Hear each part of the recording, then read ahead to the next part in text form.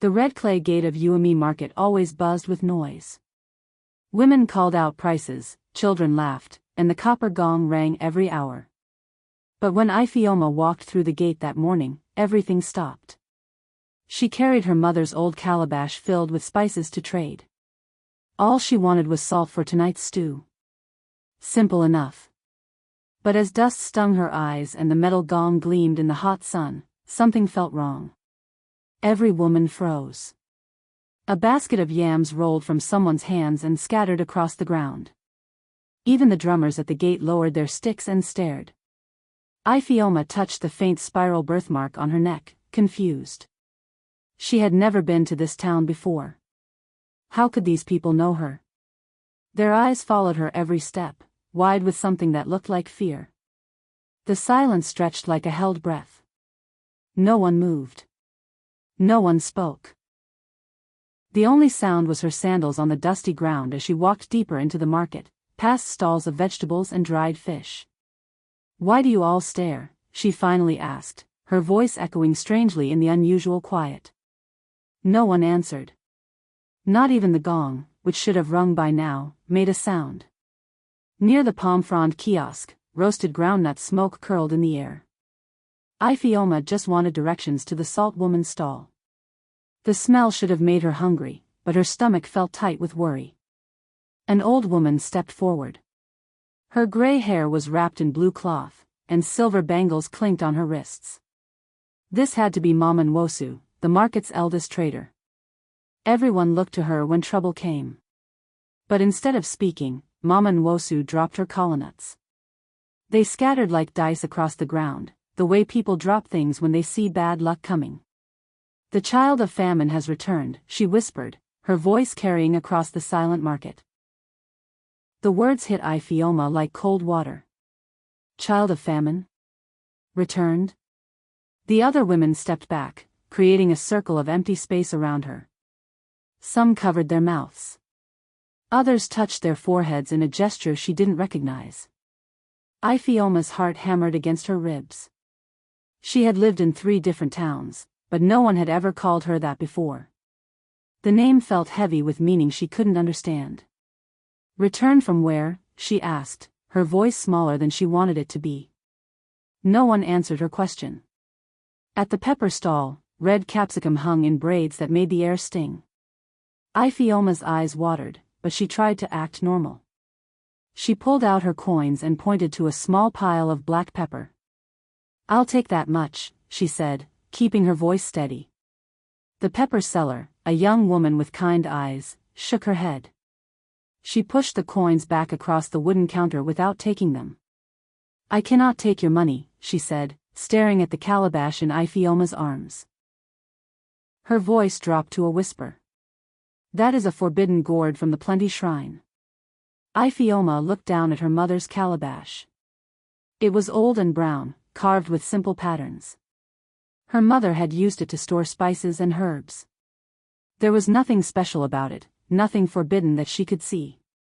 But the pepper seller's face had gone pale. She pointed toward a narrow path that led away from the market, toward the forest where shadows grew thick between the trees. "Who gave you that calabash?" she demanded. Her eyes kept flicking toward the shrine path, like she expected something terrible to come walking out of the darkness. The woman's fear was real and deep. Under a neem tree where cicadas screamed their endless song, Ifeoma sat down hard. Her hands shook as she examined the calabash, looking for cracks or something wrong that might explain the women's strange behavior. She lifted the wooden lid, expecting to find only her mother's dried herbs and ground spices. Instead, she found something that made her heart race with surprise and confusion. A piece of paper was folded small and tied with a white cowrie shell. The kind of shell people used for important messages.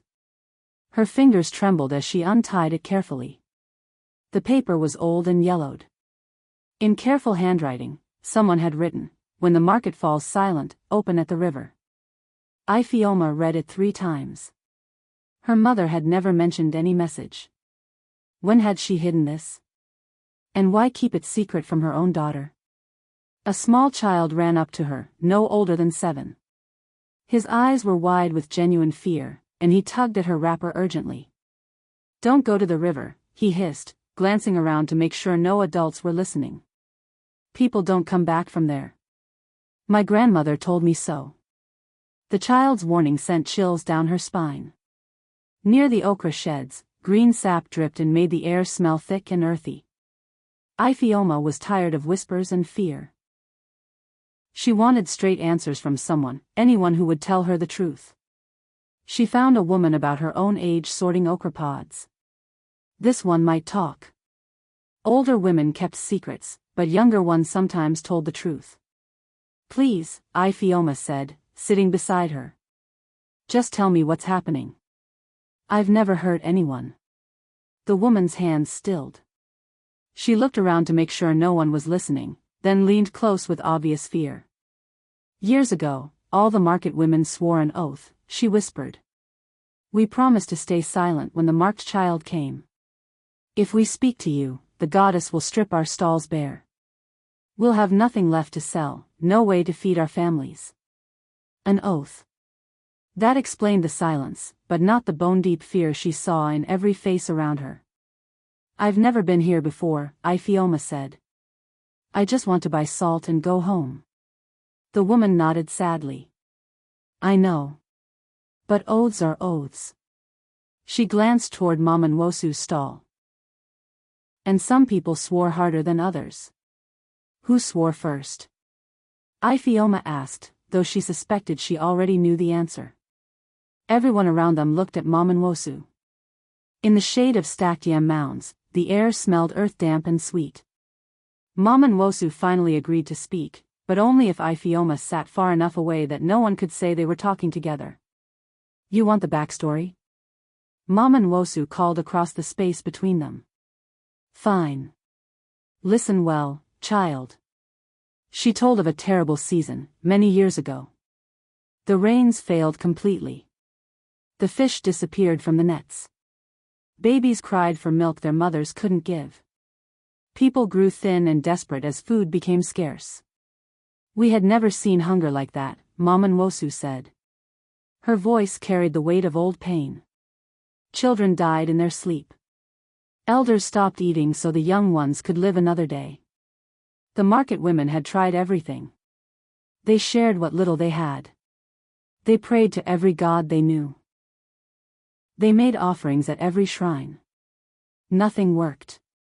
The hunger only grew worse with each passing day. Finally, in desperation, they went to the shrine of the goddess of plenty. They begged her to save their families, to bring back the fish and the rains. Ifeoma felt cold despite the warm air. Something terrible was coming in this story. "And the price?" she whispered, though she wasn't sure she wanted to know. Behind the fish tables, brine and smoke fought for space in the air. The smell was sharp and salty, like tears shed in desperation during the hungry times. "The price," Mamanwosu continued, "seemed simple enough. Or so we thought at the time." She explained how the goddess had spoken through the wind and leaves. The bargain was clear: prosperity would return to the market. Fish would fill the nets again, rains would come when needed, children would grow fat and happy. "But," Mamanwosu said, her voice dropping low, "there was one condition we had to accept." Ifeoma waited, her heart pounding against her ribs like a trapped bird trying to escape. The first girl born under the thunder moon that season would never be allowed to return to Ume. Ever. If she came back, the goddess would take everything away again. All our prosperity would vanish. The words hit like physical blows. Thunder moon. First girl born. Never return. The pieces were falling into place now. Mamanwosu's eyes settled on the spiral birthmark on Ifeoma's neck. The mark that made her different from other girls. "You were cast out," Mamanwosu said simply. "As a baby. We had no choice but to send you away to die." But somehow, Ifeoma had survived. In a side alley that smelled of soapstone and bright dyes, Ifeoma found her voice again. Anger burned in her chest, cutting through her confusion and fear. "My mother wasn't from here," she said firmly. "She never hurt anyone. She was a healer who helped people. Why did she have to run? A cloth dyer looked up from her work. Her hands were stained blue and red from the fabrics she colored, and colorful cloth hung around her stall. I remember that night, the woman said quietly. 20 years ago, during the worst storms we'd ever seen. A young woman came through here, running like death was behind her. She described a stranger with a baby hidden in her wrapper and an old calabash strapped to her back. The woman had been heading east, away from you and me, away from the market and its oath. She was crying, the cloth dyer remembered. But she kept running. Even when the rain turned the roads to mud and the lightning split the sky. That stranger had been Ifeoma's mother. Running through the storm to save her daughter's life, carrying her away from people who would have let a baby die to save themselves. Then why does the market know my face? Ifeoma asked. I've never been here before in my life. The cloth dyer's eyes went wide with something like understanding. At the market's bell post, iron felt cold even under the noon sun. Ifeoma grabbed the thick rope and pulled hard. She would ring the bell until someone gave her real answers about what was happening. But no sound came from the bell. She pulled again, harder. The bell should have rung clear across the market, calling everyone to gather. Instead, it hung silent as death itself. The oath magic, someone whispered behind her. It seals every tongue when the marked child stands beneath the bell. Magic. Real magic, not just stories and superstition. Ifeoma felt something impossible happening around her, something bigger than fear and older than memory. But as she stood there, hand on the rope, the iron began to change. The cold metal grew warm against her palm. Then warmer. The bell started to hum, so low she felt it in her bones rather than heard it. It pulsed like a heartbeat. Like something alive was waking up deep beneath the market's surface. The iron throbbed against her skin, and for a moment, Ifeoma felt connected to something vast and ancient. Power flowed through the bell rope and into her hands, making her birthmark tingle with responding energy. Something was stirring in response to her presence. By sacks of salt that sparkled like broken shells, Ifeoma found the one person who might help her. The salt woman wasn't from you and me. She came from the coast, bringing sea salt to trade for inland goods. Outsiders weren't bound by local oaths. You're not cursed, the salt woman said without being asked. She was old and weathered, with eyes like deep water. That mark on your neck? It's not a curse. It's a key. Ifeoma's hand flew to her birthmark. A key to what? I don't understand any of this. The salt woman smiled, but it wasn't a happy expression. It was the smile of someone who knew terrible secrets and dangerous truths. The real question, she said, is what door you're meant to open. And who's been keeping it locked all these years? She pointed toward the path that led to the river, the same path the pepper seller had feared to mention. Trees hung over it like a green tunnel, and shadows grew thick where it disappeared into the forest. The answers you want are down there, the salt woman said. But first, you need to understand something important. The women here aren't evil. They're scared. Scared of what? Ifeoma asked, but the woman was already turning away, her white robes rustling in the still air. On the river path, air felt cool and sweet with the breath of leaves. Ifeoma clutched the old note and her mother's calabash. The message had been clear, open at the river. The path curved through trees that grew thick and close. Birds called from branches she couldn't see. Water laughed somewhere ahead, getting closer with each step she took. When she reached the riverbank, Ifeoma sat on a smooth stone and opened the calabash again. This time, instead of just looking at the note, she lifted out all her mother's stored spices, setting them carefully aside. At the bottom, she found more surprises that took her breath away. The calabash lid made a soft hissing sound as she pressed on a hidden section. A secret compartment opened like a flower blooming.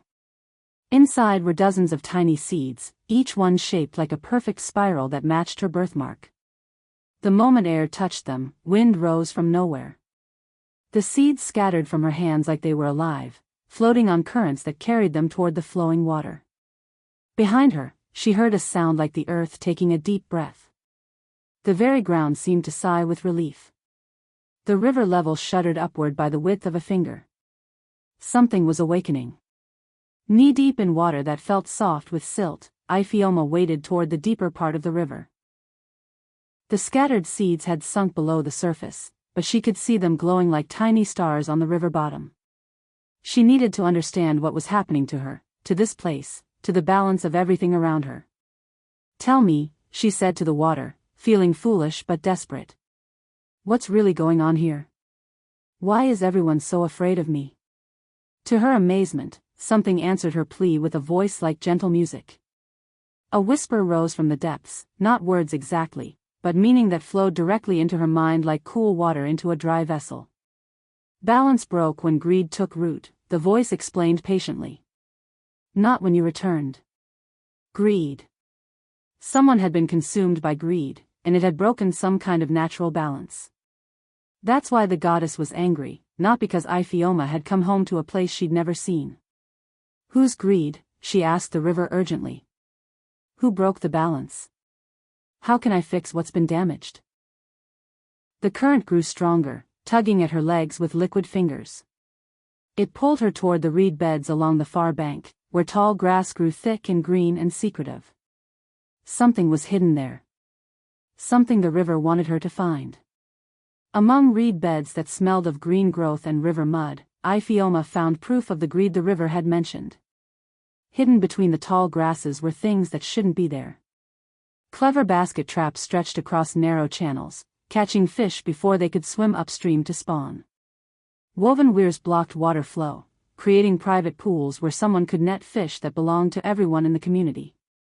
These weren't legal fishing spots.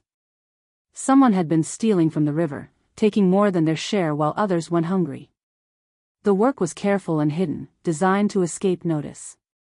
Ifeoma waded deeper into the reeds, following a line of illegal traps.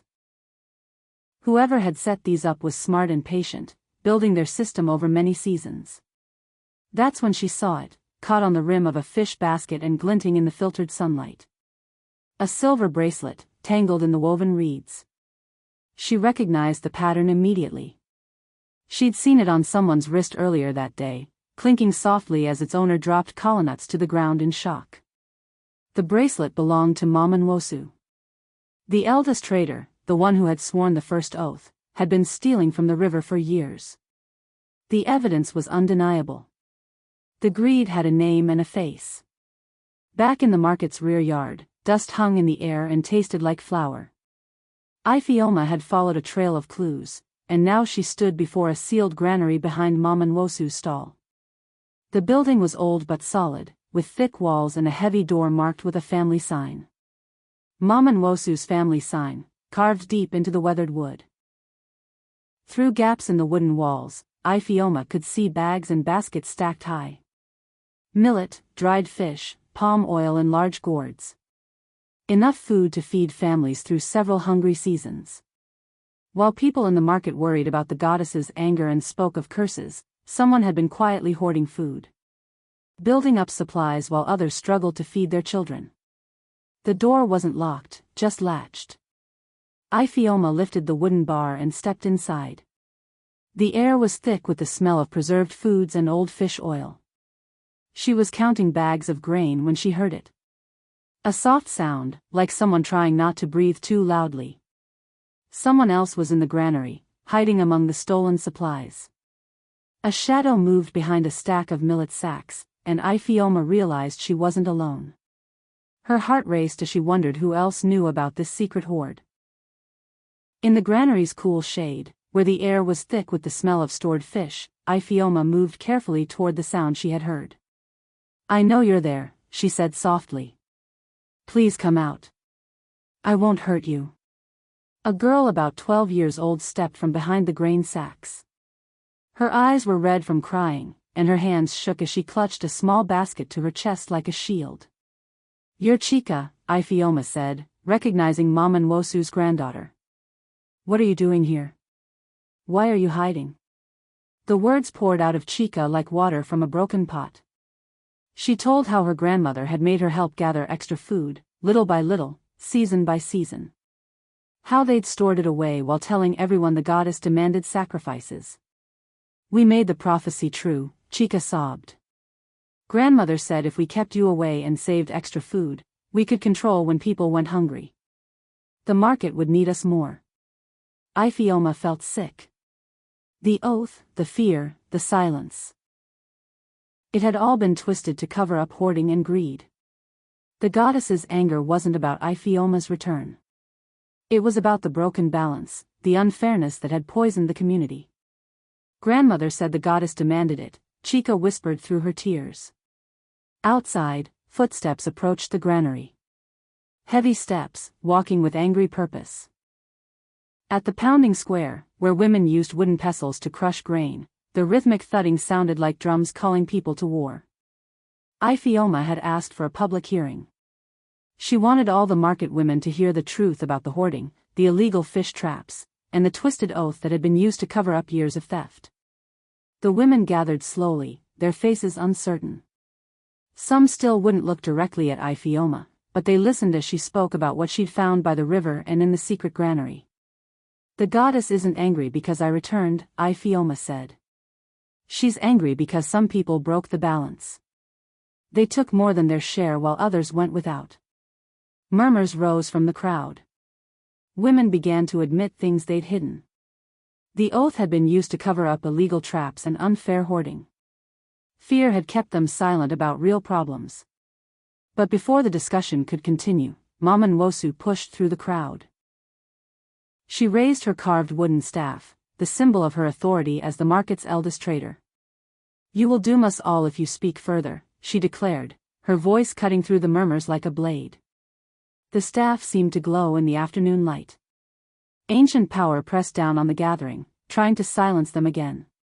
By the palm wine stall, where the air tasted sour-sweet like fermented fruit, Iphioma decided she'd had enough of fear and silence and threats from people who had caused the problems. She walked straight toward Mama Nwosu and her glowing staff. The old woman held it like a weapon, like something that could strike her down with ancient power and divine authority. But as Iphioma got closer, something unexpected happened. The spiral birthmark on her neck began to warm against her skin. Then it began to glow with soft, silver light that seemed to come from deep within. When her shadow fell across Mama Nwosu's staff, the wood cracked with a sound like breaking pottery. Fine lines spread across its surface like lightning frozen in timber. Suddenly, voices returned to the market like birds released from cages. Women gasped and called out. Children laughed with relief. The sounds of normal life rushed back in a wave of noise and celebration. The enforced silence that had gripped everyone for hours simply ended. The spell was broken by her presence, by the power in her mark. Behind them all, the market bell rang once on its own, deep and clear and strong, announcing the change to anyone who might be listening. The oath magic was completely broken, and everyone could speak freely again. But Mama Nwosu stared at Iphioma's glowing mark with eyes full of new fear. At the shrine courtyard, where incense smoke mixed with ash from old offerings, Iphioma finally found someone who could explain everything that had been hidden from her. The salt woman stood beside the shrine's carved stones, but she looked different now. Instead of simple trading clothes, she wore white robes marked with symbols Iphioma didn't recognize. "You're not really a salt trader," Iphioma said, understanding beginning to dawn. "I am a priestess," the woman admitted. "A servant of the goddess's other name, the one the market women forgot. They know her as the goddess of plenty, but her true name is Keeper of Scales." She explained that the goddess didn't punish babies or demand exile. She punished imbalance. When people took more than they needed while others went hungry, the scales tipped toward chaos. The real prophecy was simple, the priestess said. A marked child would return when greed threatened the balance. She would restore fairness and teach people to share again. Dark clouds gathered overhead as she spoke, and thunder rumbled in the distance like a warning from the heavens. "Offer balance, and she will spare you," the priestess said. "Continue with greed and hoarding, and the storms will wash everything away. The choice is yours, but choose quickly."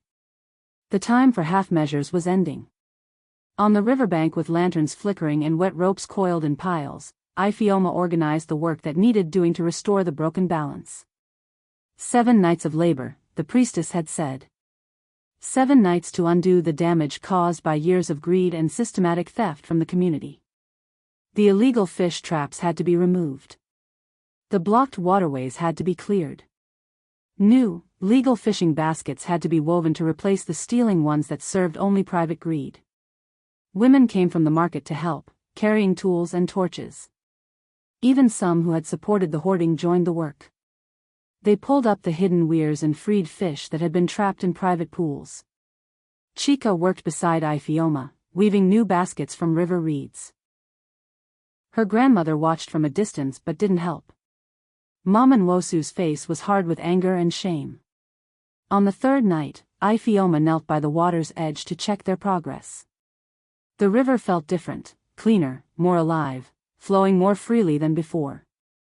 The water rose to her knees and whispered against her skin, almost. They were close to restoring the balance. The goddess could sense the change, the return to fairness.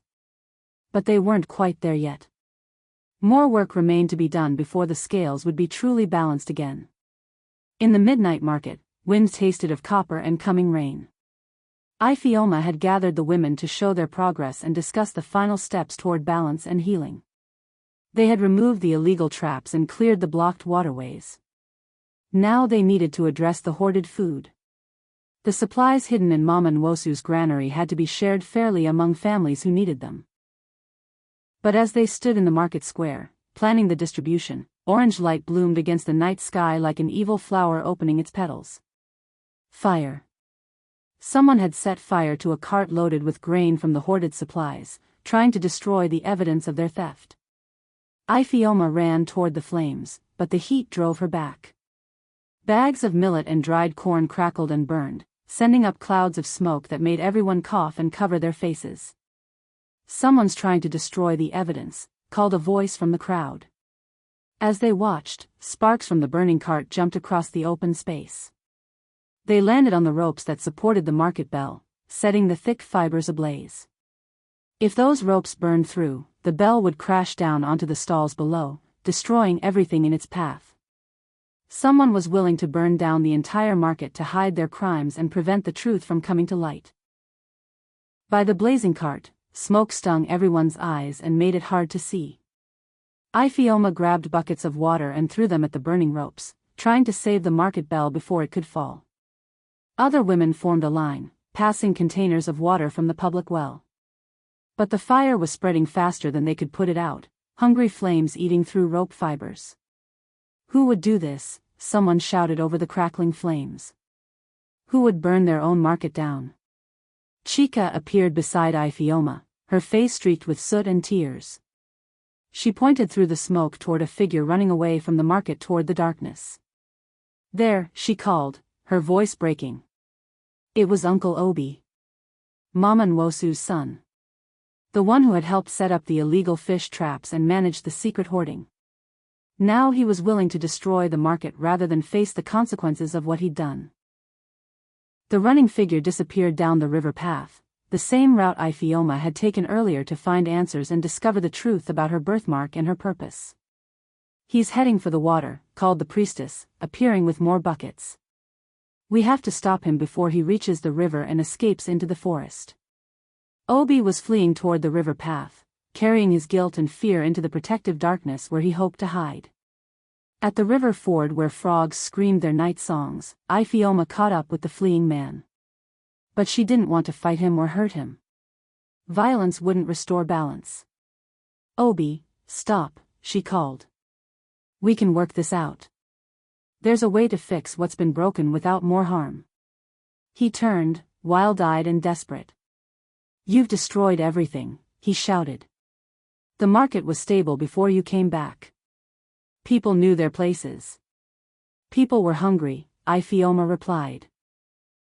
"While your family hoarded food, children went to bed with empty stomachs and worried mothers cried." Obi backed toward the water, shaking his head. "We were protecting everyone. Managing the supplies so there would always be enough for those who mattered. But as his feet touched the river's edge, something extraordinary happened. The water surged upward, lifting him off his feet like gentle hands. Instead of letting him escape or letting him drown, the river carried him back and deposited him, coughing, at Iphiôma's feet. The current had chosen witness over vengeance. Justice over revenge. The river itself wanted the truth to be told. "Speak," Iphiôma said, her voice carrying the authority of the water itself. "Tell the truth about what really happened." Around them, the current stilled to listen like the world was holding its breath. Under a sky that tasted of coming rain, Iphiôma sat beside Obi as he finally told the whole story that had been hidden for 20 years. The original prophecy had been real, he admitted. The goddess had demanded balance and fairness in exchange for prosperity. But the never return part, the clause that had sent baby Iphiôma into exile, had been his mother's addition to the goddess's words. She was afraid, Obi said, his voice hoarse from smoke and shame. Afraid that if the marked child ever came back, people would ask questions.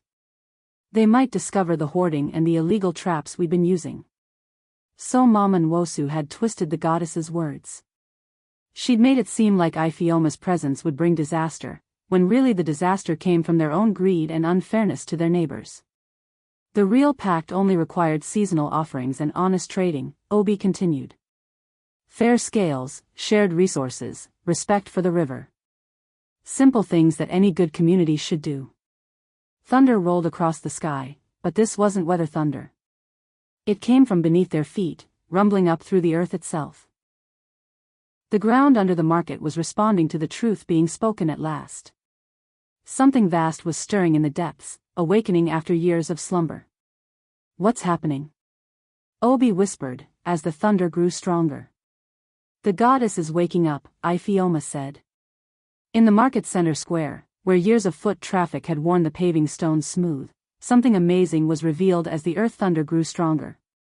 Dust and debris shook loose from between the stones.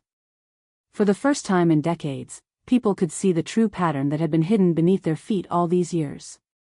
The stones formed a giant spiral, exactly matching the birthmark on Iphiôma's neck. The entire market had been built around the goddess's sacred symbol. "This has always been holy ground," breathed the priestess, arriving with the other women. "The whole market is centered on the goddess's power."